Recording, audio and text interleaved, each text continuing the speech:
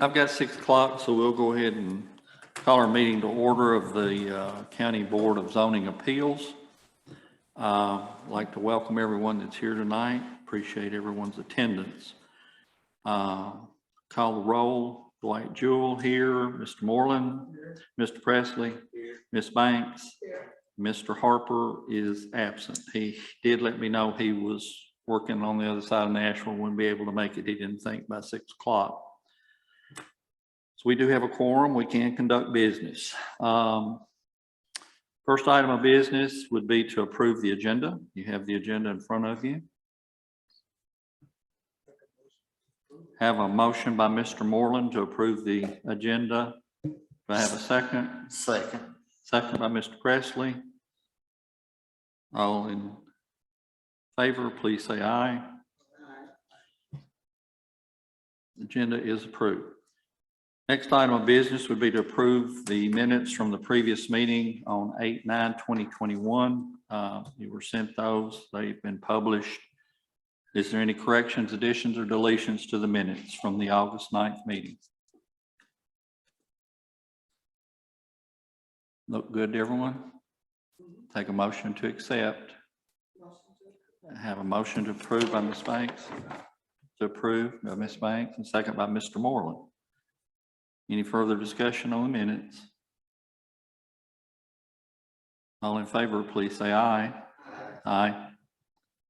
All right, the minutes are approved from the last meeting. Next item of business would be to elect officers for 2022, since this has been our first meeting in this year. Currently, our officers are myself as chairman, Mr. Harper is vice chairman, and Mr. Presley is secretary. Open the floor for nominations for chairman.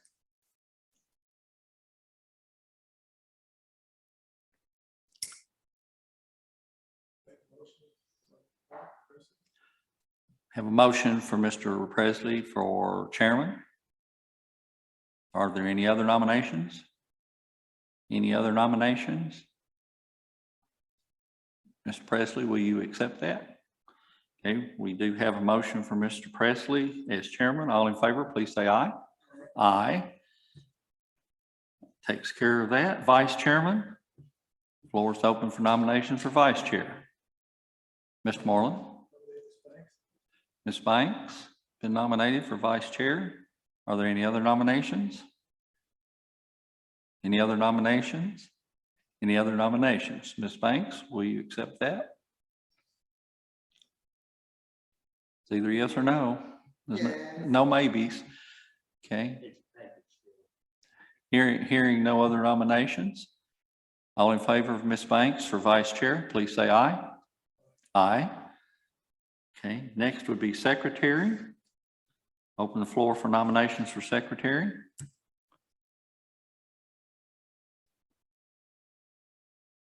Nominations for secretary. Have any nominations for secretary? Have any nominations for secretary?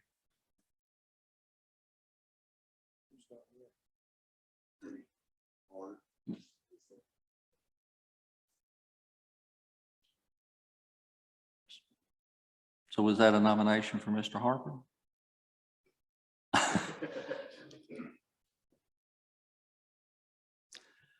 Unless you want to be chairman and secretary, you better be nominating someone. I nominate Mark Harper.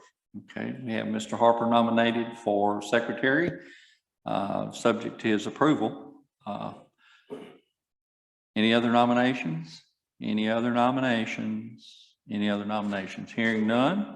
All in favor of Mr. Harper, please say aye. Aye. Aye. Okay. All right, that takes care of that. Chair, Vice Chair Banks, Secretary Harper. All right. Next item of business, do you want to assume the chair or do you want me to conduct this meeting? Okay, I will be glad to go ahead.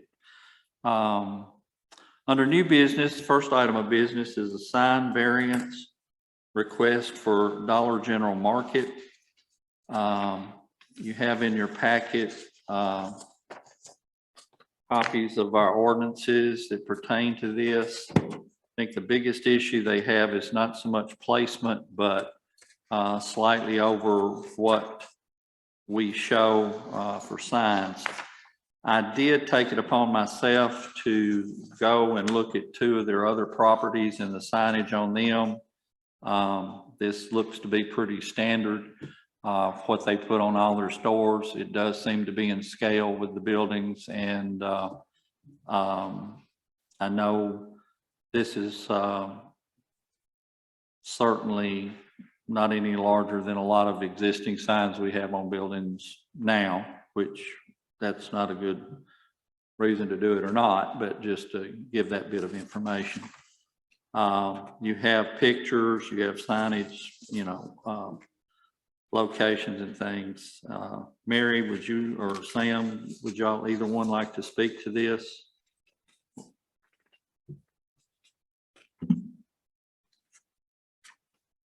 You want to speak, Sam? The only thing I was going to say is the sign that they've presented is one of those monopole signs. So I prefer those instead of the ones with the huge rock bases that take up space. And I just wanted to say I prefer the monopole. It has a single pole. And like Mr. Jewell said, these are the traditional size signs that they put on all their stores. They have a pretty standard format for every single store they do. So if you have any questions about it, you know, you can do like Mr. Jewell and drive by and I'll give you the general idea of what they look like.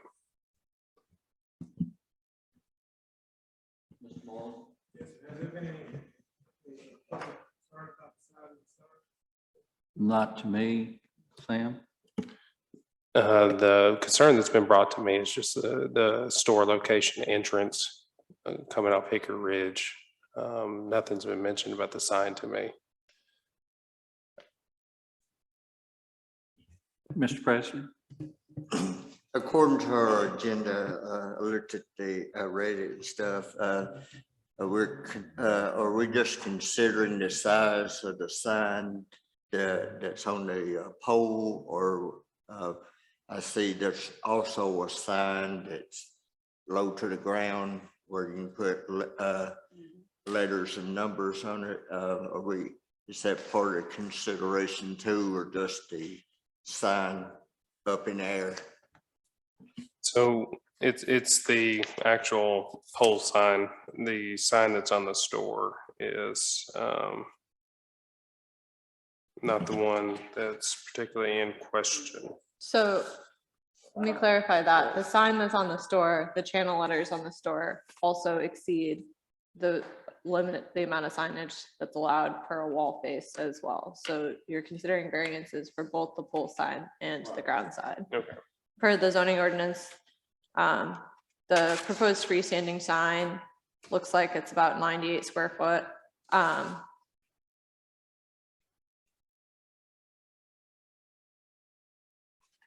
And the zoning ordinance permits 64 square feet for that sign size.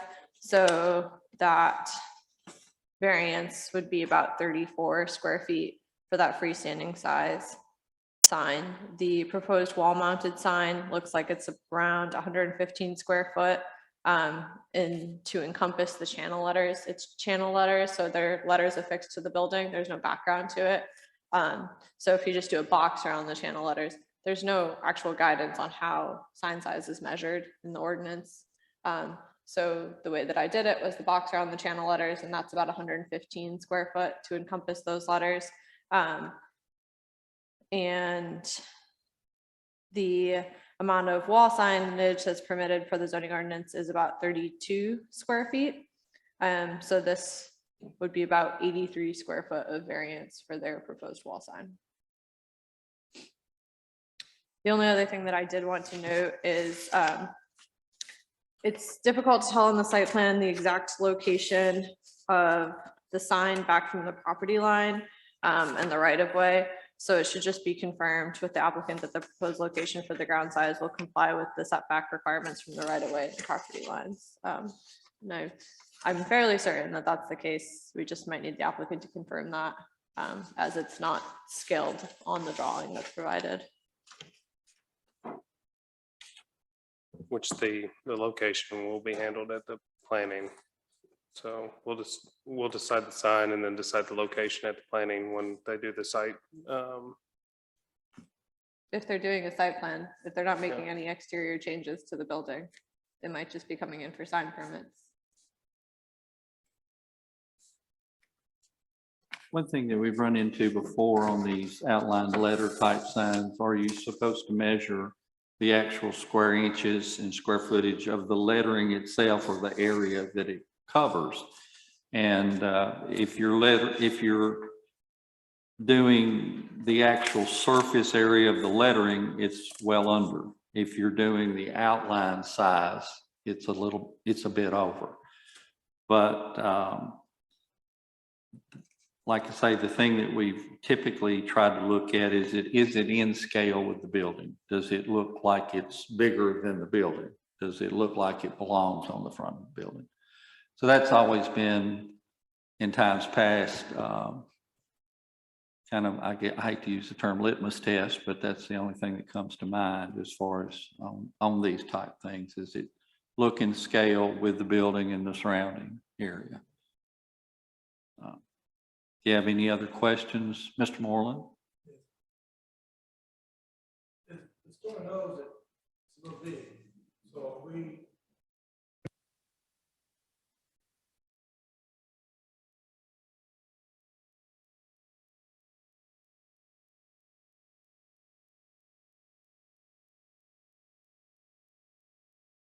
Sam, can you answer that? To I think I clarify, know the Sam, answer, but oh, I'm sorry. I did just realize that this is not an existing building. This is a vacant parcel right now. So that site Correct. plan would be reviewed at the planning commission. And you can make sure they comply with the setbacks then or as part of the permitting procedure. Most of this, the stuff with businesses is pre-made. They purchase it from the company and it all gets shipped in one package deal. So this, if you look on the picture with the store sign itself, they've lined up the sides of the sign with the sides of the windows and the door shape. So they basically have created a box shape in the front. So it looks to me more aesthetically pleasing than making it look like a pyramid with a smaller sign. I agree with you on that. I just wonder if we, if somebody else on the back layer, gave them that advantage, next time they figure it out. That's not gonna be much of an issue. well, if we grant a variance, we are not changing our specifications rules. We're just basically giving them an allowance to do more than, which we have done quite frequently in times past on signage. Because it's hard to make one size fits all as far as, the building it's on. If this were a building half this size, this would be overkill. It'd be way too large. So that's why I'm saying you almost have to take into consideration the scale of the building. And that's,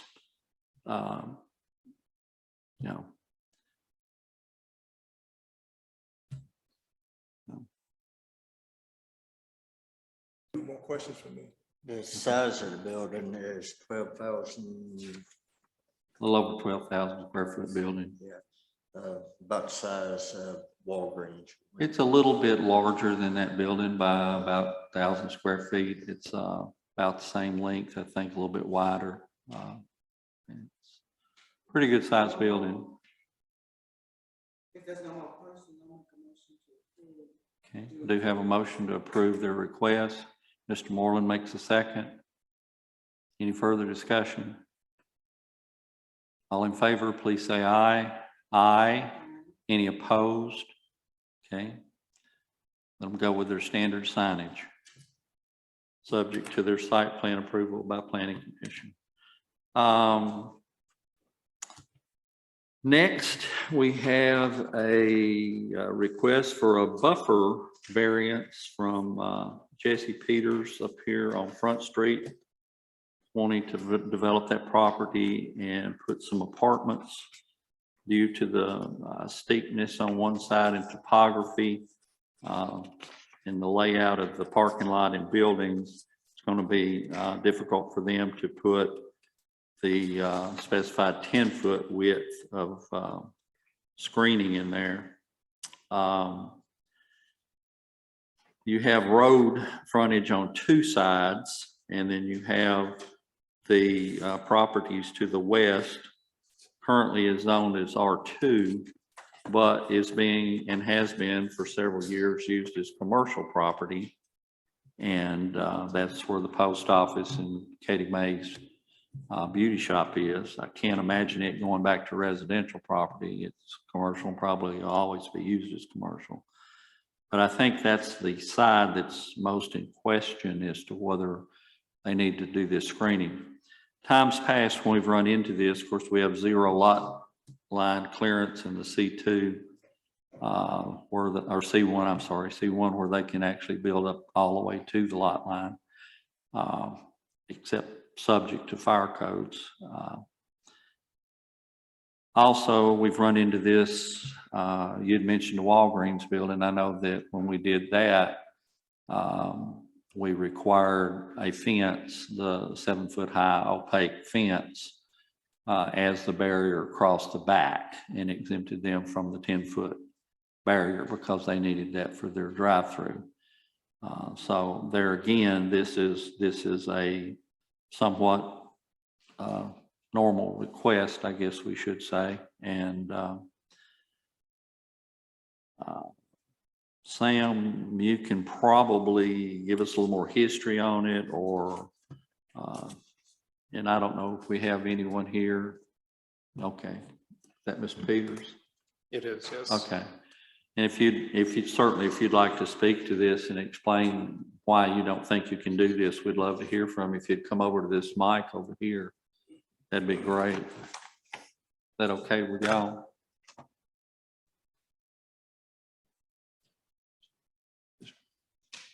There you go. Appreciate the opportunity. I'm Jared from Untitled Engineering. I'm actually the engineer that did the site plan for this. The main thing that we ran into is on the east side, the existing property, it doesn't show up on the map, but it has been rezoned to commercial 1. And then our property that we're dealing with is commercial 1. And then the property on the, I said that backwards, the east side is the R2 and the west side's commercial. Like Mr. Jewell said, the east side property that is zoned residential does have a commercial business on it and has the post office on it. So to get our detention pond and all the standard commercial design requirements in there, we just ran out of room. We met all the setback lines as far as keeping the building off the property line and everything, but we don't have the room on that part to put the 10-foot buffer in. And then as well, depending on how you interpret it, you could interpret that we'd have to put it on the road frontage as well, depending on how you want to interpret it. So you wouldn't have to put it on the commercial side, but you could have to put it on the residential and the road side. So we was just requesting not to have to put a box around the property with a fence, and then the buffer zone just doesn't fit. So I'd be happy to answer any questions y'all might have as far as.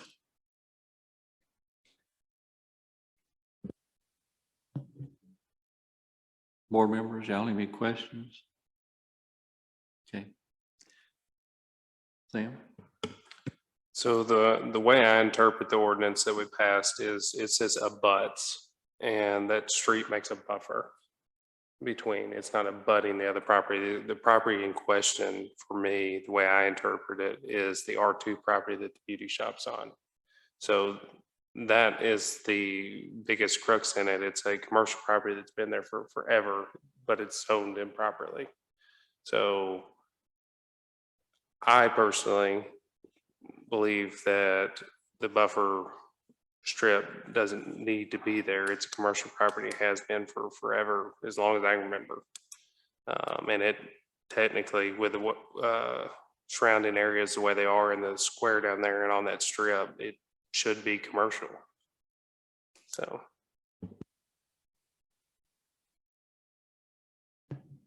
Anyone? Mr. Moreland, Ms. Presley, Ms. Banks, any further questions on this one? A motion? I would make the motion to exempt them from the buffer requirements on this property due to the commercial nature of the properties next door.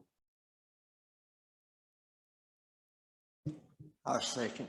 Okay, we do have a motion and a second. Any further discussion? Okay, all in favor, please say aye. Aye. Any opposed? Motion does carry.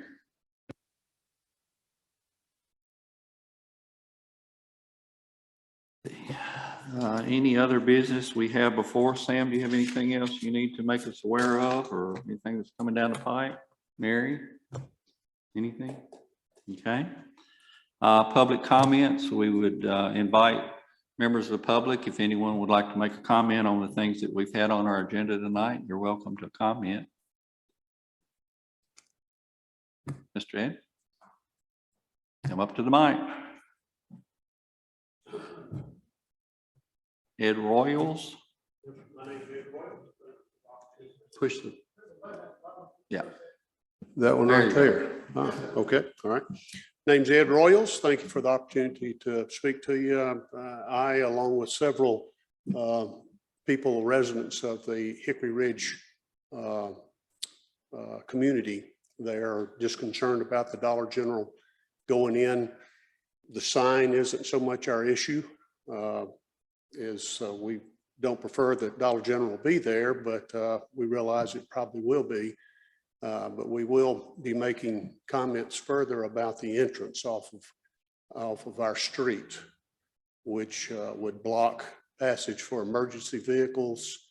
It would cause congestion along 25 there and could cause some traffic accidents, that sort of thing.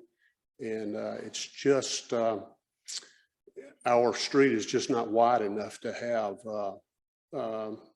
semis come in and unload and that sort of thing. So anyway, just like to register that comment with you all. Thank you, Mr. Royal. Appreciate your attendance and your, and that will be more an issue to be taken up with the Planning Commission the next hour, but right. Thank you. We appreciate it greatly. Anyone else? Seeing none, members, anyone like Mark? None? Okay. Appreciate everyone coming out tonight, and I appreciate our new chairman taking the helm. And so do I have I make a motion to adjourn. I have a motion to adjourn. Do I have a second? I have a second by Mr. Moreland. All in favor, say aye. Aye. We are adjourned. Thank you.